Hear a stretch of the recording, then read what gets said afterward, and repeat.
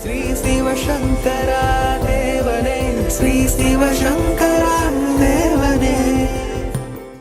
Question from Sainathan Sivashankar. Practice before you preach என்பார்கள். அதற்கு தாங்கள்தான் உண்மையான உதாரணம். யார் வேண்டுமானாலும் என்ன வேண்டுமானாலும் மற்றவர்களுக்கு போதிக்கலாம்.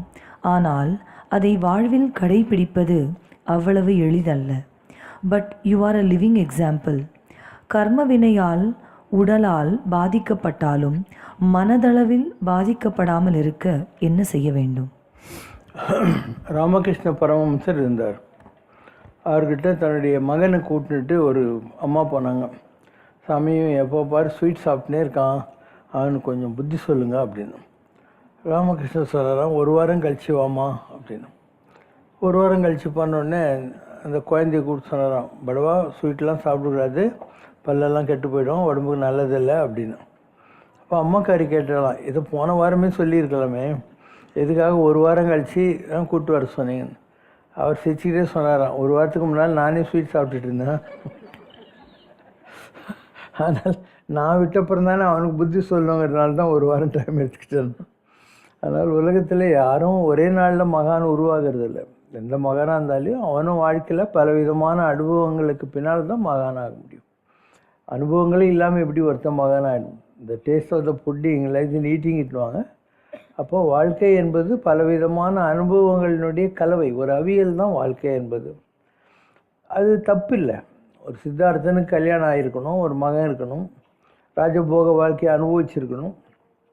ஒரு நாள் ரோட்டில் போகிற போது நிறைய திரை மூப்பு இந்த மாதிரியான ஓல்டேஜ் ப்ராப்ளம் இதெல்லாம் பார்த்த உடனே ஒரு மெல்ட்டிங் பாயிண்ட் வருது. அப்போ உண்மையை தேடி நைட்டு போயிட்டு அவனுக்கு ஞானம் கிடைக்கிது புத்த கையால் வச்சு, அப்புறம் புத்தன் ஆகிறான். அப்போ ஒவ்வொருத்தனுக்குள்ளேயும் ஒரு சித்தார்த்தன் இருக்கான், ஒவ்வொருத்தனுக்குள்ளேயும் ஒரு புத்தன் இருக்கான். நீங்கள் சித்தார்த்தனை பார்த்து இவன் புத்தன் ஆக மாட்டானோன்னு நினைக்க தேவையில்லை, புத்தனை பார்த்துட்டு இவன் சித்தார்த்தனாக இருந்திருக்க மாட்டானோன்னு நினைக்க தேவையில்லை.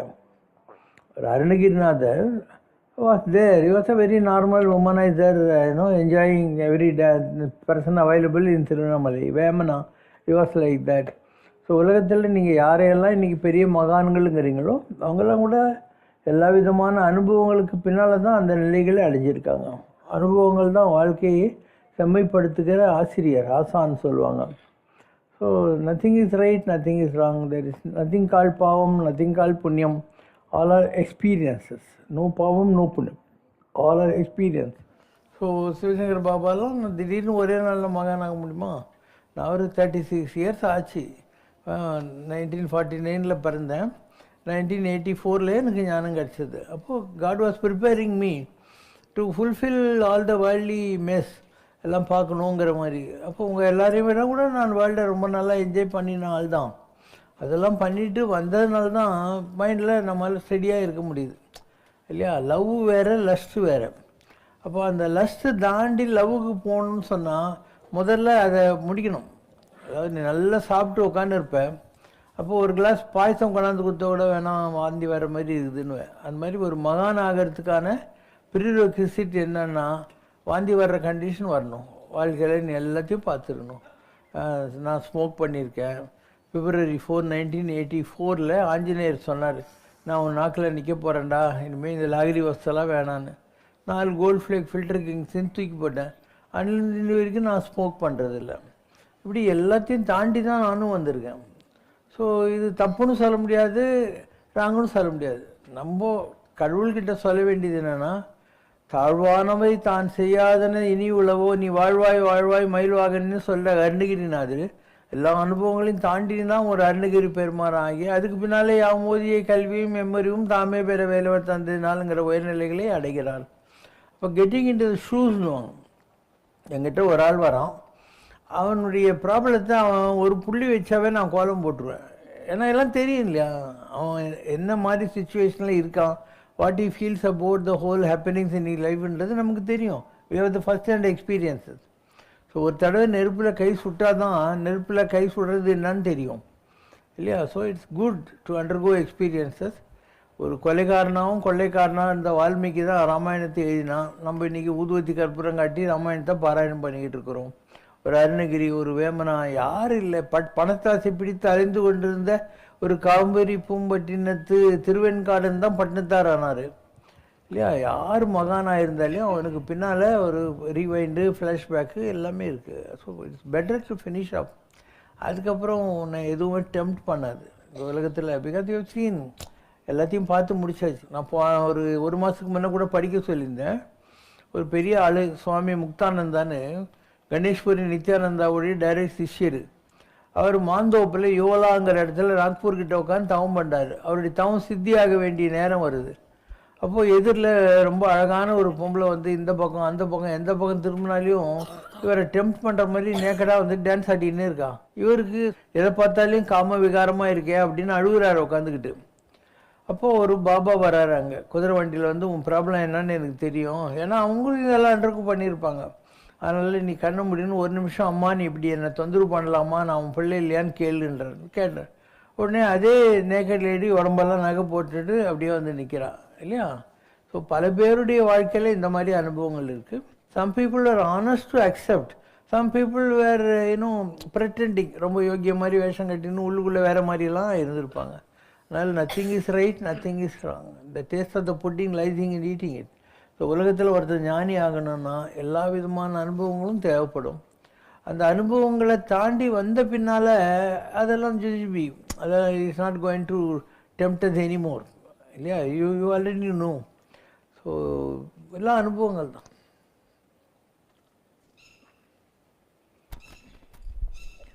Question from Govindan sir. இயற்கை அறிவு, நுண்மான், நுழைப்புலன், உள்ளுணர்வு, தேர்ந்த அறிவு மற்றும் விஸ்டம் என்று அழைக்கப்படும் மெய்யறிவு என்று மனித அறிவு திறன் 5 வகையானது என்றும், இதில் அணு முதல் அண்டங்கள் வரை, மெய்ப்பொருள் முதல் உயிர்கள் வரை, இயற்கை முதல் எண்ணங்கள் வரை ஒன்று கூட்டி தொகுத்துணர்வும் பேரறிவே மெய்யறிவு என்றும், மற்ற 4ம் இதில் அடக்கம் என்றும் வேதாத்ரி மகரிஷி கூறுகிறார். மெய்யறிவும் ஒரு மகான் தனது எண்ணங்களற்ற நிலையில் பெரும் ஞானமும் ஒன்றுதானா? கற்றதனால் ஆய பயன் என்கொல் வாலறிவன் நற்றால் தொழார் எனேன். நீ என்னதான் படித்தா என்ன, எல்லாத்துக்கும் மேலான ஒரு அறிவு இருக்குது. அது என்ன? கடவுளை அடைவது, கடவுளை அறிவது. அதுக்கு என்ன பேர்? வாலறிவு அப்படின்னு அர்த்தம். அப்போது நீ உலகத்தில் எல்லா நாலேஜ் இருந்தாலையும் அதெல்லாம் ஒரு யூஸ்லெஸ் டின்சல்னுவாங்க, ஒரு வேனிட்டி. எனக்கு இது தெரியும்னு பீத்திக்கிறதுக்கு வேணால் அதெல்லாம் உதவுமே தவிர, பஜ கோவிந்தம் பஜ கோவிந்தம் கோவிந்தம் பஜ மூடுமதே அப்படின்றார் ஆதிசங்கர். கோவிந்தா கோவிந்தான்னு சொல்கிறா, நகி நகி ரட்சதி டுக்ருங்காரனே. நீ படிக்கிற இந்த இலக்கணம், இலக்கியம், தொல்காப்பியம், அகஸ்தியம் எல்லாம் எதுக்கும் உதவாது, கோவிந்தான் சொல்லு உதவும் அப்படிங்கிறாரு. அப்போது ஒரு கள்ளம் கபடமற்ற நிலையில் நீ கடவுளை அறிகிற போது அவனை அடைவது சுலபம். நான் சொல்லியிருக்கேன், திருப்பதியில் சுவாமி புஷ்கரனில் ஒரு ஆந்திரா மொட்டை குளிக்கிறான், பக்கத்தில் ஒரு பெரிய வைஷ்ணவர் குளிக்கிறாரு. இவன் வந்து கோவிந்தா கோவிந்தா அப்படின்றான். அது கோவிந்தா சொல்ல வரல, அதனால் கோஹிந்தா, GHIN அப்படின்னா கோஹிந்தா அப்படின்றான். அவர் சொல்ல நினைக்கிறாரு, என்னடா இப்படி தப்பாக சொல்கிறியே, கோவிந்தா VIN சொல்லணுன்ட்டு. அவன் தண்ணி மொட்டத்தில் உள்ளே போயிட்டு வெளியே வர்றது, போன வருஷம் உன்னை கும்பிட்டு போய் நான் நல்லா வச்சுருக்க பெருமாளே, இந்த வருஷம் கூட அதே மாதிரி நல்லா பார்த்துக்கோ அப்படின்னான். அப்போ தான் அந்த நாமத்துக்காரருக்கு உரைச்சி தான், இவன் தப்பாக சொன்னால் என்ன, இவனை கடவுள் நல்லா தானே வச்சுருக்காரு, அதனால் நம்ம எதுக்கு இவனை அட்வைஸ் பண்ணணும் அப்படிங்கிற மாதிரி. இன்னொரு ஆள் மரத்தை சுற்றிக்கின்னு இருந்தான். அவன் மரத்தை சுற்றுற போது பத்மநாபா மரப்பிரபோன்னு சுற்றின்னு இருந்தான். அது ஆக்சுவலாக பத்மநாபா அமரப்பிரபு, அமரர்கள் தேவர்கள், அவங்களுக்கு நீ பிரபு தலைவன் அர்த்தம். ஒரு ஆள் போய் அவங்ககிட்ட சொல்கிறாரு, இப்படிலாம் சொல்லக்கூடாது பாடுவா, நீ மரப்பிரபுன்னு சொல்லக்கூடாது, அமரப்பிரபு அப்படின்னா. இவன் 4 நாள் சொல்லி பார்த்தான், வாயில் தர்ப்பம் போட்டால் கூட வரல அவனுக்கு, அதனால் விட்டுட்டான். அப்போது பெருமாள் அந்த பட்டை நாமனில் அவர் போய் பட்டுன்னு ஒரு அடி கொடுத்தாரான். எவனும் ஒருத்தன் உருப்பட்டுன்னு இருந்தான், அவனையும் கருத்தி அடப்பாவி. அவன் என்ன சொல்லிட்டான், பத்மநாபா மரப்பிரபோன்னா மரங்களுக்கு தெய்வமேன்னு அர்த்தம். அப்போ நான் மரத்தில் இல்லையா, நான் மரங்களுக்கு கடவுள் இல்லையா, நீ அவனை போய் சொதப்பின அப்படின்னாரு இல்லையா? இப்படி கல்லாத பேர்களே நல்லவர்கள் நல்லவர்ன்றான். ஒரு கண்ணப்ப நாயனாருக்கு காலத்தினாதர் கல் கிடையாது, ஒரு உயிர் துடிப்புள்ள எனர்ஜி. அதனால் அதுக்கு போய் மட்டன் வைக்கிறாரு, தண்ணி கொண்டாந்து இதுதான் அபிஷேகன்றாரு, இலத்தலை பறித்து போடுறாரு. அதே நேரத்தில் கண்ணில் ரத்தம் வழியிற போது இவரே தன் கண்ணை பிடுங்கி வைக்க போகிறார். இதெல்லாம் அபிஷ்டுன்னு நினச்சிட்டு பார்த்துட்டு இருந்தால் அந்த சிவகோசரியாரில் சிவாச்சாரியார் அவர் அபிஷ்டுன்னு நினச்சின்னு இருந்தார். ஆனால் அவரால் இந்த மாதிரி கண்ணெல்லாம் பிடிங்கி போக முடியாது. அதனால் வாழ்க்கையில் எல்லாம் அனுபவங்கள் தான். நான் ரொம்ப கடவுளை தேடி அலைந்த காலங்களில் ரத்னகிரி சாமியார் ஒரு நாள் சொன்னார், நீ இவ்வளோ சீரியஸாக கடவுளை தேடின்னு இருக்க, கடவுள் உனக்கு என்ன செஞ்சார், இனிமேல் நீ எந்த கோயிலுக்கும் போகாத, கடவுளை கும்பிடாத அப்படின்னாரு. நான் மெட்ராஸ்க்கு வந்து எழுதினேன், சாமி நீ சொன்னதை நான் கேட்க மாட்டேன் அப்படின்னு. அதுக்கு பதிலும் சொன்னேன், நான் கண்ணப்பனை மாதிரி கண்ணை பிடிங்கி வைனா நான் பிடிங்கி வைப்பேன்னா எனக்கு தெரியாது. சிறுத்தொண்ட நாயனார்கிட்ட உன் பிள்ளையை வெட்டி எனக்கு பிரியாணி பண்ணு, பிள்ளைக்கறி பண்ணுனாக்கா அந்த மாதிரி நான் பண்ணுவேனான்னு தெரியாது. கண்ணப்பன் ஒப்பதோர் அன்பினால் கண்ண அப்போ வல்லேன் அல்லேன், வாளால் மகவறிந்து ஊட்ட வல்லேன் அல்லேன். இவ்வளோ பெரிய பக்திகளெல்லாம் பார்த்து நான் கடவுள் நீ என்னடா ஒரு கந்த சஷ்டி கவசம் ஒரு ஊதுவத்தி கற்பூரம் போடா அப்படின்லாம் நான் எங்கே போவேன், என்னுடைய ஹோல் சேஸே கடவுள் தானே, அதனால் நீ சொன்னதை நான் கேட்க மாட்டேன்னு அவர் அங்கேருந்து பதில் எழுதினார். உன் பக்தியின் ஆழத்தை நான் பரிசோதித்து பார்த்தேன், நீ வென்று விட்டாய் அப்படின்னு எழுதினார். இப்படிலாம் இருக்குது ஆன்மீகத்தில். அதாவது ஒரு லௌகீக சுகத்துக்காக நாம் கடவுளை விட்டுடுறோமா, இல்லை உலகமே போனாலும் பரவாயில்ல அப்படின்னு சொல்லிட்டு நம்ம கடவுளை பிடிச்சிட்டு உட்காந்துருக்கிறோமாங்கிறது தான் பக்தியினுடைய பரிமாணம் என்பது. ஸோ பல இதெல்லாம் இருக்குது. இப்போ தசாவதாரம் சினிமாவில் கமல்ஹாசன் இருக்கான், அவனை அந்த பெருமாளை வச்சு கட்டுவாங்க.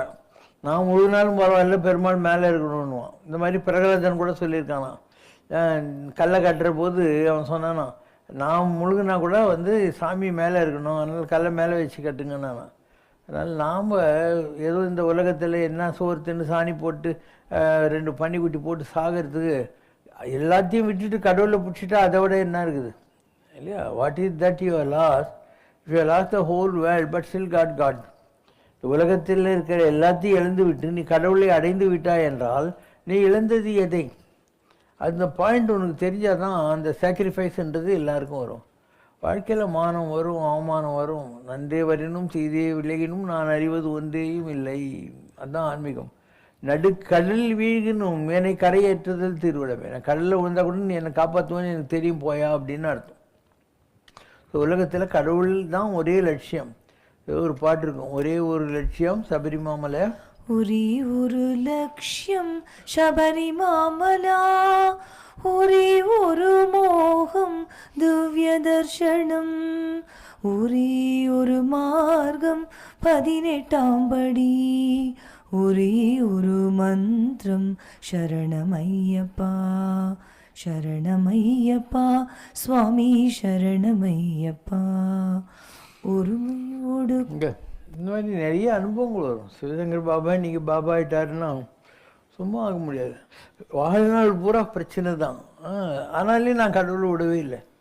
எல்லா நேரத்துலையும் வாழ்நாள் பூரா ஏதோ விதமான பிரச்சனை. சரி, ஆன்மீகத்துக்கு வர்றதுக்கு முன்னால் இருந்த வாழ்க்கையை விட்டு தொலை. ஓகே, ஏன்னா சாதாரண ஸ்கூல் டீச்சர் குடும்பத்தில் பிறந்தோம், அதனால் வறுமை ஏழ்மை இதெல்லாம் வந்து சின்ன வயசில் பார்த்துட்டோம், அதில் ஒன்றும் ப்ராப்ளம் இல்லை. குலதெய்வ கட்டு என்று ஆன்மீகத்தில் ஒரு சொல்லாடல் இருக்கிறது. அப்படியானால் குலதெய்வத்தை மாந்திரீகத்தின் மூலமோ அல்லது அதற்கான அன்றாட வழிபாடு செய்யாமலோ ஒரு மனிதன் தனது கட்டுப்பாட்டில் வைத்திருக்க முடியுமா? இதே போல சக்தி வாய்ந்த தெய்வங்களையும் கட்டுப்படுத்த முடியுமா? நீங்கள் திருவண்ணாமலையில் பாருங்கள், சம்பந்தாண்டான்னு ஒரு மந்திரவாதி இருந்தான். அவன் காளியை தன்னுடைய கட்டுப்பாட்டில் வச்சுருந்தான். ஸோ தூணில் இருந்து முருகனை வர வைக்கணும், அது காம்படிஷன் நடக்குது. அவன் என்ன பண்ணுறான், மந்திரம் போட்டு காளிகிட்ட சொல்லி முருகனை அந்த அம்மா மடியில் உட்கார வச்சு கொஞ்சம் நேருக்குது. இந்த ஆள் அருணகிரிநாதர் இங்கேருந்து கத்திக்கின்னுங்கிறாரு, முருகன் காதிலே ஊழ.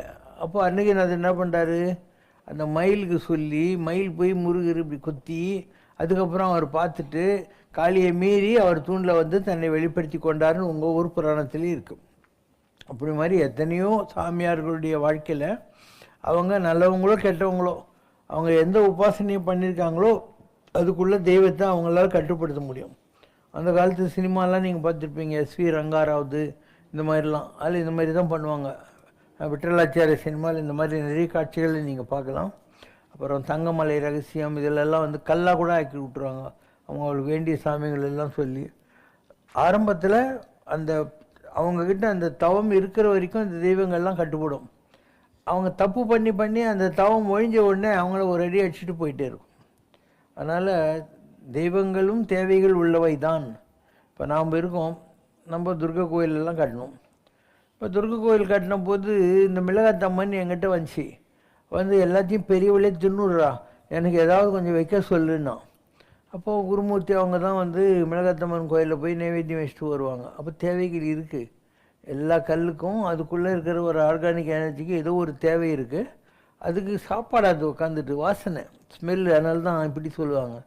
அதனால் எல்லாத்துக்கும் தேவைகள் இருக்குது, இல்லாத கடவுள் இல்லை.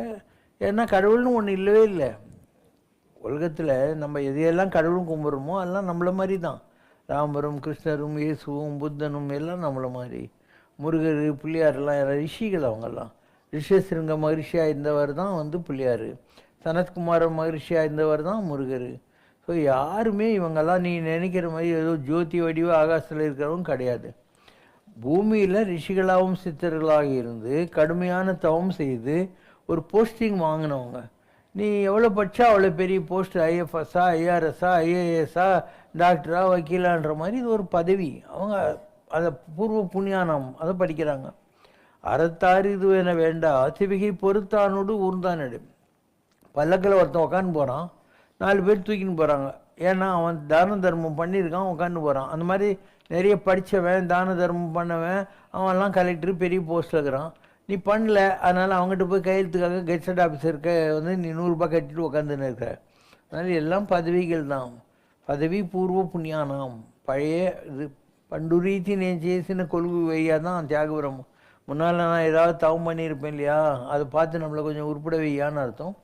அதனால் கடவுள் என்பது ஒரு ஒளி வடிவான ஓங்காரத்தினுடைய உட்பொருள். ஒரு ரூபாய்க்கு 2 பக்கம் இருக்கும், பூவா தலையா மாதிரி. அதனுடைய ஒளி வடிவம் இருக்கு இல்லையா, அதுதான் பிள்ளையார். அதனுடைய ஜோதி ஃபார்ம் இருக்கியா, ஒளி வடிவம், அதுதான் முருகர். ஸோ இதை பரிசிரமத்தில் சொல்கிற போது அவங்க நரசிம்மர் சுதர்சனன்றாங்க. Narasimhar is the equivalent form of Pillaiyar, Sudarshanar is the equivalent form of Subramaniya Swami. அதனால் கடவுள் என்பது ஒரு சத்தம் தான், ஓசை ஒலியெல்லாம் ஆனாய் நீயே தான் கடவுள். மற்றபடி நீங்கள் உலகத்தில் எவ்வளோ பெரிய கடவுளை எந்த மதத்தில் பார்த்தாலையும் எல்லாம் நம்மளை மாதிரி உலகத்தில் பிறந்து they achieved through their penance and they are able to give boons to the people. தானமும் தவமும் தாம் செய்வராயின், தானம் செய்யணும் தவம் செய்யணும். இப்போ ராகவேந்தர் இருக்கார், உங்களுக்கே தெரியும், அவர் இங்கே தான் புவனகிரியில் ஒரு சரஸ்வத் பிராமண குடும்பத்தில் பிறந்தாருன்ட்டு. இன்றைக்கி அவருக்கு மந்திராலயத்துலேயும் எல்லா இடத்துலையும் வந்து பிருந்தாவனம் கட்டி வச்சுருக்காங்களா இல்லையா? அங்கே போய் நினச்சவங்களுக்கெல்லாம் நல்லது நடக்குதா இல்லையா? ஒரு ஆந்திராவில் ஒரு பிராமண குடும்பத்தில் பிறந்து தன்னுடைய பழைய கபீர்தாசராக இருந்தபோது இருந்த குரு இருக்கார் இல்லையா, ராமானந்தர், அவரை தேடி சிரிடிக்கு போய் உட்காந்துக்கினவர் தான் உங்கள் சிரிடி பாபா. இன்றைக்கி எல்லா இடத்துலையும் சிரிடி பாபா கோயில், அவர்கிட்டையும் கும்பிட்டா எல்லாருக்கும் எல்லாம் நடக்குது இல்லையா? அந்த மாதிரி தான் பரமாச்சாரியாராக இருக்கு. பிராமின் ஃபேமிலியில் வந்து வேதம் படித்து நல்லவராக இருந்தார், அவருக்கு ஒரு பவர். அதனால் அவர் நம்புறவங்களுக்கு அவர் நல்லது செய்கிறார். ஸோ உலகத்தில் யாராக இருந்தாலும் அவங்கெல்லாம் இந்த உலகத்தில் உங்களை மாதிரி என்ன மாதிரி பிறந்தவங்க தான். முற்பிரிவினுடைய தவம் கொஞ்சம் இருக்குது, இந்த பிரிவில் கொஞ்சம் பாடுபட்டிருக்காங்க, மக்களுக்கு நல்லது சொல்கிறாங்க, நல்லது செய்கிறாங்க. ஸோ யாருக்கு அவங்க நல்லது சொல்கிறாங்களோ செய்கிறாங்களோ அவங்கள பொறுத்த மாத்திரம் அவங்க கடவுள். உலகத்தில் எல்லாரும் அக்செப்ட் பண்ணுற ஒரு கடவுள் இது வரைக்கும் வந்ததே கிடையாது. எல்லாருக்கும் அக்செப்ட் பண்ணுகிற ஒரு யூனிவர்சல் காட்னு இது வரைக்கும் வந்ததே கிடையாது உலகத்தில். So you can also become God, நீ கூட கடவுள் ஆகலாம். தானமும் தவம் தான் செய், வையத்தில் வாழ்வாங்கு வாழ், நீ வானோரையும் தெய்வத்தில் வைக்கப்படுவாய். If you lead a value based living, people will consider you on par with the God who is supposed to be in the skies. மீது எல்லாம் கல்லுக்கு ஆயுதம் தான். அதுகளுக்கும் தேவைகள் இருக்குது, எல்லாத்துக்கும் தேவைகள் இருக்குது. அதனால தான் நீங்கள் படைக்கணும். சுவாமி அரவிந்தர் மறைந்தபோது அவருடைய உடல் 5 நாட்கள் எவ்வித மாற்றமும் இன்றி ஒருவித தங்க நிற ஒளியில் இருந்ததாக அவரது அடியவர்கள் எழுதியிருக்கிறார்கள். அதேபோல் அமெரிக்காவில் மரணமடைந்த பரமஹம்ச யோகானந்தரின் உடலும் எவ்வித அழிவும் ஏற்படாமல் பல நாட்கள் இருந்திருக்கிறது என்று அமெரிக்க மருத்துவர்கள் கூறியிருக்கிறார்கள். மருத்துவ விஞ்ஞானத்தில் இதற்கான விடை இல்லாத போது ஆன்மீகம் இதற்கான விடை எதையும் வைத்திருக்கிறதா? ஒரு உடம்பு இறக்கிற போது ஒரு 10 நாளைக்கு அந்த உடம்புக்குள்ள இந்த ஸ்பிரிட்டு இறந்து போன உடம்புக்கு அப்படியே நிற்கும், தலைமாட்டில் நிற்கும். ஸோ அது செத்ததே அதுக்கு தெரியவே தெரியாது. அதனால் இந்த உலகத்தில் இருந்தபோது சில கட்டுப்பாடுகளோடு நியம நிஷ்டைகளோடு ஜபத்தபங்களோடு இருந்தவர்கள் இறக்கிற போது அவங்க உடம்பு தான் இறந்துருக்கும். அவங்களுடைய அந்த ஒளி உடம்பு அந்த தலைக்கு மேலே நிற்கிறதுனால, அது தான் இறந்தேன்னு இன்னும் நம்பாததுனால சில பேருக்கு இந்த மாதிரியாக அது நாற்று புழுத்து போகாமல் இருக்கிறதுக்கு வாய்ப்புகள் இருக்குது. ஸோ 5 நாள் பெரிய விஷயமே இல்லை, 10 நாள் வரைக்கும் கூட தாக்கு பிடிக்கும்.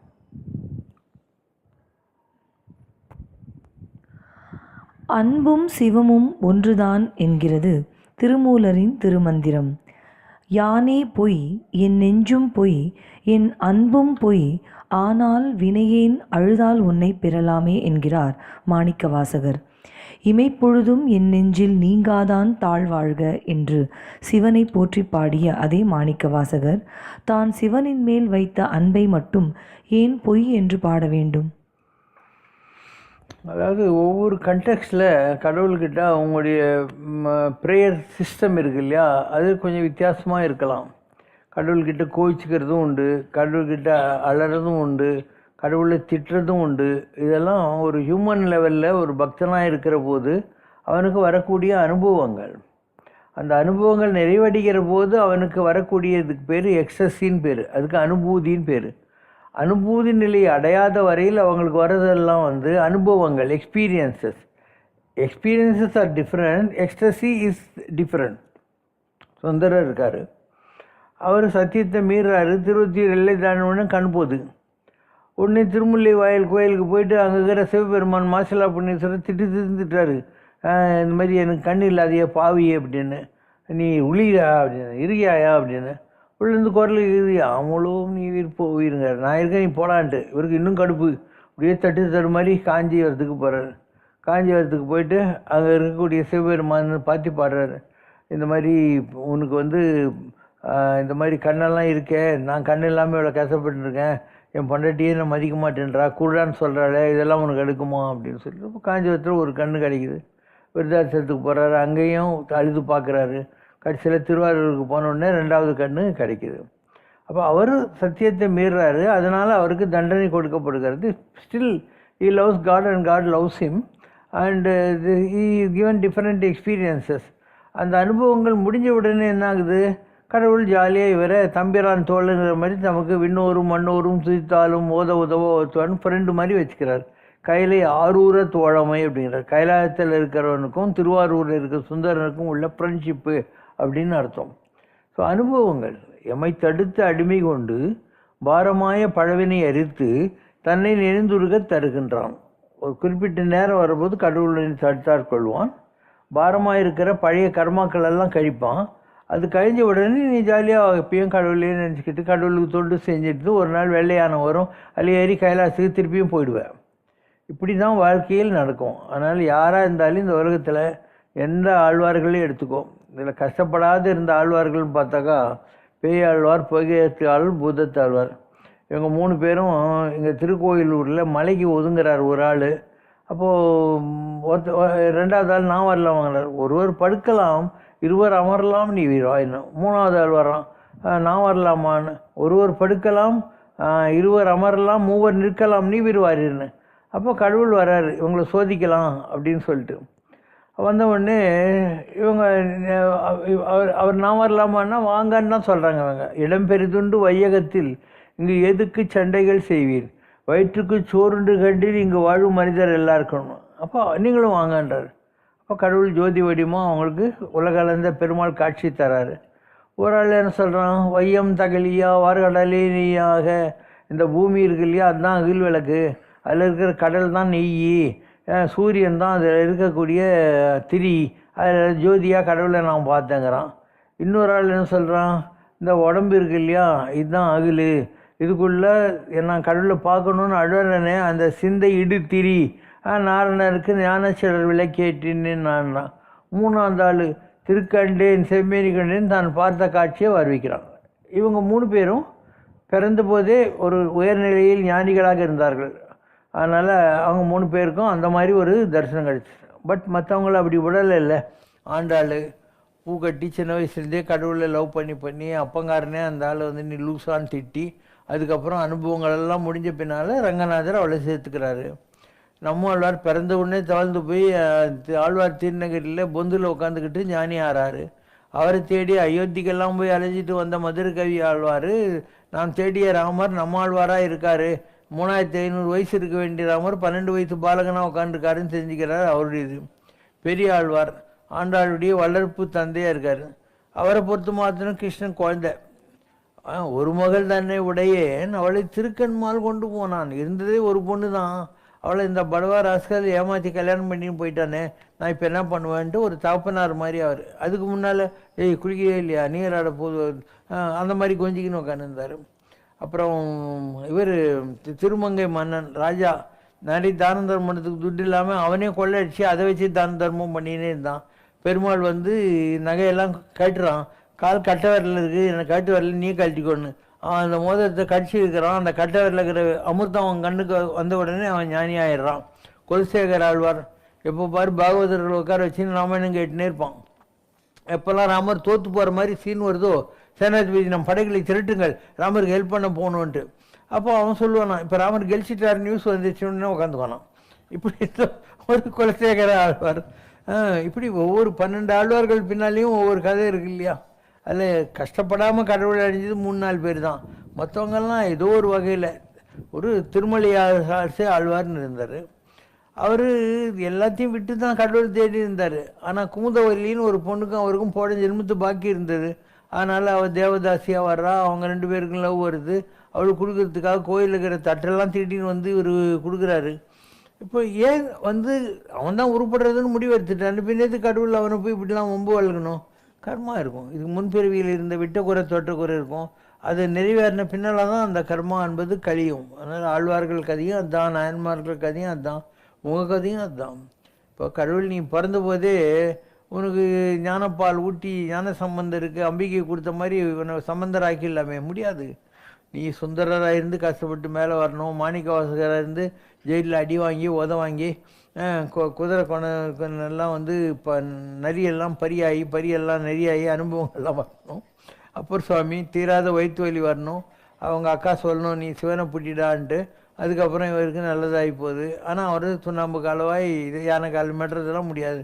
ஒரு பிரகலாதன் அவன் ஜாலியாக அவங்க அப்பா கிட்ட சொல்லிட்டு ஓம் இரண்ய கசிபே நம்மானு ஆயிருக்கலாம்.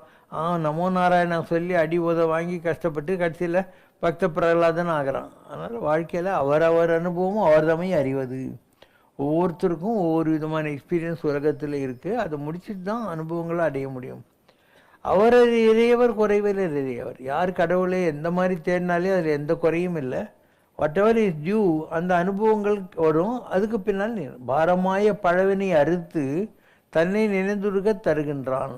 பாரமாக இருக்கிற பழைய வினைகளை எல்லாம் முடிச்சுட்டு அதுக்கப்புறம் அவனையே நினச்சி இருக்கிற மாதிரி உன்னையே சிந்தை செய்து செய்து உன் நெடுமாமொழி பாடி ஆடி நாடி நாடி நரசிங்கா என ஆடி ஆடி அகங்குறிந்து முன்னை தீவினைகள் முழுவேர் அறிந்தனம் நாம். இதெல்லாம் தான் ஆழ்வார்களுக்கும் அனுபூதி செல்வர்களுக்கும் நாயன்மார்களுக்கும் கிடைக்கிற அனுபவங்கள். இப்போ நீ கேட்குற நான் ஸ்டாப் பேசினேங்கிறேன், இது சும்மா பேச முடியுமா? நாக்கில் சரஸ்வதி வந்து உட்காரணும். இதெல்லாம் நான் ஒவ்வொன்றுத்துக்கும் ஒரு ஃப்ளாஷ்பேக் இருக்குது, ரீவைண்ட் இருக்குது, ஃபாஸ்ட் ஃபார்வர்டு இருக்குது. அதுக்கேற்ற மாதிரி தான் வாழ்க்கையில் எல்லாமே நடக்கும். எல்லாமே இப்படி தான். நீ நம்புறியா இதெல்லாம்? ஒரு மனுஷன் ஜாலியாக பேண்ட் ஷர்ட் போட்டுன்னு வாட்ச் கட்டின்னு சேரில் உட்காந்துன்னுட்டு நான் சரஸ்வதியை பார்த்தேன்னு ஏதோ லட்டில் சொல்கிற மாதிரி சொல்கிறேன். நான் ஆஞ்சநேயரை பார்த்துருக்கேன்ற பெருமாள் சொன்னார் என்னை பார்ப்பவர்கள் உன்னை பார்ப்பார்கள், உன்னை பார்ப்பவர்கள் என்னை பார்ப்பார்கள் அப்படின்னாரு. அதாவது நானும் நீயும் ஒன்றுங்கிற மாதிரி ஒரு நிலையை நான் உனக்கு உற்பத்தி பண்ணி காட்டுறேன் அப்படின்னாரு ஆஞ்சநேயர். ஸோ எல்லாரையும் பார்த்துட்டு தானே உட்காந்துருக்கோம். ஆஞ்சநேயர் தான் சொன்னார் தம்ம விடுறான்ட்டு. ஸோ லாகிரி வசதியோட சொன்னார். இப்படி எல்லா விதமான அனுபவங்களும் வந்தப்புறம் தான் ஞானியாக முடியும். ஆனால் கடவுள்கள்னால் தேவதைகள், அவங்கெல்லாம் தேவர்கள், அவங்கெல்லாம் இருக்கிறது உண்மை. உனக்கு அவங்களுக்கும் போன பிறவியினுடைய வாசனாதிகள் இருந்தால் இந்த பிறவியில் அவங்களுடைய தரிசனம் கிடைக்கும். அவங்க உனக்கு ஹெல்ப் பண்ணுவாங்க. நான் பார்க்காததே இல்லைன்றனே. எனக்கு முதல்ல காயத்ரியுடைய தரிசனம் கிடச்சிது. அந்த மாதிரி சொன்னான், இந்த மாதிரி நான் யஜ்ஞ தேவதை சூரிய பத்தினி காயத்ரி என் பெயர், உனக்கு என்ன வர வேணும்னு கேட்டான். நான் இது வேணான்னு. அவள் இல்லைன்னு சரி என்னை யாராவது பார்க்க வந்தால் சாப்பிட்றதுக்கு எதனா கொடுக்குற மாதிரி வையின்னு. ஸோ ஓடினே இருக்குது இல்லையா வண்டி, சாக்லேட் வருது, பழம் வருது, தோசை வருது, ஏதோ ஒன்று அந்தமாக கொடுத்த வரேன் பாவம். இது நடக்குதா இல்லையா? அதே மாதிரி நான் கங்கையில் போகிறேன். கங்கையில் போகிற போது இடுப்பில் கை வச்சுன்னு ஒரு சின்ன பாப்பா மாதிரி பட்டுப்பாவாடை கட்டிக்கின்னு அந்த அம்மா வந்து குழந்தை தான் வந்துட்டு, அங்கிள் எத்தனை சால்கே பார்த்து அப்பாயவோ நஹான்னு கேளியண்ணா, மாமா எவ்வளோ வருஷம் கழிச்சு இப்போ தான் எங்கிட்ட குளிக்க வந்தியான்றா. அப்போது கங்கை தாய் என்ன மாமான்னு கூப்பிட்றான்னா நான் எவ்வளோ கிழவனா இருப்பேன். முருகர் சின்ன பையனாக வந்தார், வந்துட்டு இவ்வளோ கல் கைலாசத்தில் அதெல்லாம் அள்ளி என் கையில் கொடுத்து, மாமா இதை வச்சு அப்பாவுக்கு பெரிய கோட்டை காட்டு அப்படின்னாரு. அப்பாவுக்கு பெரிய கோட்டை காட்டுனா சிவபெருமானுக்கு நீ ஆன்மீகத்தில் எதையாவது சாதி அப்படின்னு அர்த்தம். இப்படி எத்தனை பேர் இருக்கிறாங்க, 33 கோடி தேவர்களையும் நான் பார்த்துருக்குறேன். தாட்சனுங்கிற இடத்துல நான் இருக்கேன். எல்லாரும் ஆகாசத்துலேருந்து அவங்க கிரீடம் அவங்க வாகனத்தில் அப்படியே வந்து இறங்குறாங்க. இறங்கி எல்லாரும் இப்படி என்றாங்க. நான் பயந்து போய், நான் தானே உங்களை கும்பிடணும், நீங்கள் என்ன கும்பிட்றீங்கன்னு. அவங்களாம் திருப்பியும் சாட்சாத் பத்ரி நாராயண் பகவான், ஓ நீ தான் பத்ரி நாராயணா, அதனால் நாங்கள் ஒன்றும் கும்பிட்றோம். நாங்கள் அஜ்மீர் தர்காவுக்கு போக சொன்னாங்க. அங்கே இருக்கிற ஷாயின் ஷா முஸ்லீம்கெல்லாம் உங்கள்கிட்ட அனுப்புகிறேன், அவங்களுக்கெல்லாம் நீ நல்லது பண்ணுனாரு. நான் பார்க்காத கடவுளுடைய ஃபார்மே இல்லை. நான் சிவனையும் பார்வதியும் பார்த்துருக்கேன். ஒரு தடவை ஏமாந்துட்டேன். ஒரு மிலிட்ரி ஆஃபீஸர் மாதிரி என் கூடயே நடந்து வந்தார் கைலாஸ் பார்த்துல. அப்போ நான் அவர் அடையாளம் தெரிஞ்சிக்கல. அப்போது ஒரு திருவண்ணாமலை சாமியார் சொன்னார், நீ பார்க்கலன்னு சொல்கிறியே, அன்றைக்கி வந்தார் அவர் தானே முதுகில் ஓங்கி அடித்தார். அதுக்கப்புறம் நல்லா உட்காந்து பேசுகிற மாதிரி ரிஷி பற்றினே அந்த மாதிரி பார்த்தோம். இப்போ எல்லா கடவுளையும் பார்த்துருக்கோம், எல்லா தேவர்களையும் பார்த்துருக்கோம், அண்ட் எல்லா நிலைகளையும் அடைஞ்சிட்டோம் இல்லையா. என்ன இருக்குது பாக்கி? ஒன்றுமே கிடையாது. அதனால் உப்பிலியப்பன் கோயில்கிட்ட ஒரு ஆள் பச்சான், இவருக்கு எல்லா கடவுளுமே இவருக்கு தெரியுண்டு. நாள் உருப்படி பல தெய்வங்களையும் இந்த இடத்திலேயே அமரச் செய்திருக்கிறீர்கள். எல்லா தெய்வங்களுமே இந்த இடத்தில் இருக்கு. அதற்கு பல ஆலயங்கள் எழுப்பியிருக்கிறீர்கள். அதோடு இல்லாமல் பாபாவிடம் தெய்வங்களும் தன்னுள்ளேயே பேசக்கூடிய ஆற்றல் என்பதும் உண்டு. சிவனாக இருக்கட்டும், பெருமாளாக இருக்கட்டும், முருகனாக இருக்கட்டும், ஹனுமனாக இருக்கட்டும், எல்லா தெய்வங்களுமே தங்களுக்குள் அமர்ந்து பேசக்கூடிய சக்தி உங்களுக்கு உண்டு. எல்லா தெய்வங்களும் பேசி அதையே உபதேசமாக சொல்லக்கூடிய ஆற்றல் உண்டு. தெய்வத்துக்கு நிகரான சக்தி, தெய்வீக ஆற்றல் எல்லாம் உண்டு. முடிவா என்ன சொல்றாங்கன்னா, யாருமே நம்ப முடியாத மாதிரி ஆச்சரியப்படத்தக்க ஆற்றல் என்று முனிவர் சொல்றாங்க. இது மாதிரி சக்தி யாருக்கும் கிடைக்காது. உங்ககிட்ட கிடைச்சிருக்குன்னா இது மிகப்பெரிய விந்தை. இது படைப்பின் ஆற்றல். போன பல பிறவிகளில் கூட தெய்வ சக்தி, தெய்வ ஆற்றல் நிரம்ப உண்டு. அதோடு இல்லாமல் போன பல பிறவிகளில் ஆன்றோனாகவும் நீங்கள் இருந்திருக்கிறீர்கள். உதாரணத்திற்கு ஆதிசங்கரர், ராமலிங்க அடிகளார், ஷிரடி பாபா போன்ற பல ஆன்றோர்களாகவும் நீங்கள் அவதாரம் எடுத்திருக்கிறீர்கள் என்று சொல்கிறார். சித்தர்களாகவும் தோன்றியிருக்கிறீர்கள். அந்த பிறவிகளின் தொடர்ச்சிதான் இந்த பிறப்பிலும் நீங்க ஒரு சித்த புருஷராக, மகானாக அவதரித்ததாக சொல்றாங்க. சிவசங்கரா என்ற நாமத்தை கொண்டு விளங்கிக் கொண்டிருப்பதாக சொல்கிறார்கள். தெய்வீக சக்தியினால் தான் இந்த நாமமும் என்று சொல்கிறார். ஸோ இதெல்லாம் சொல்கிறாங்க, எல்லாம் நம்ம பார்த்தது தானே அவங்க சொல்கிறாங்க. இல்லாதது அவன் மாத்திரம் எங்கேயோ ஒரு வேலையில் எடுத்துட்டு நீங்கள்லாம் போய் வேலை படிக்க சொன்னால் அதில் இந்த மாதிரிலாம் நியூஸ் வருமா? உங்களுக்கு வேறு ஏதோ வரும். அதாவது ஹியூமன் லெவலில் என்ன சொல்லணுமோ அந்த மாதிரி சொல்லுவாங்க. டிவைன் லெவலில் சொல்லணும்னா ஏதாவது இருந்தால் தான் வரும். அம்மையோடு அப்பனென வந்தவர்க்கு மங்களம், ஆசானும் தெய்வமுமாயானவர்க்கு மங்களம், இத்தனை துயர்கள் எல்லாம் தீர்ப்பவர்க்கு மங்களம், ஈஸ்வராவதார சிவசங்கரர்க்கு மங்களம்.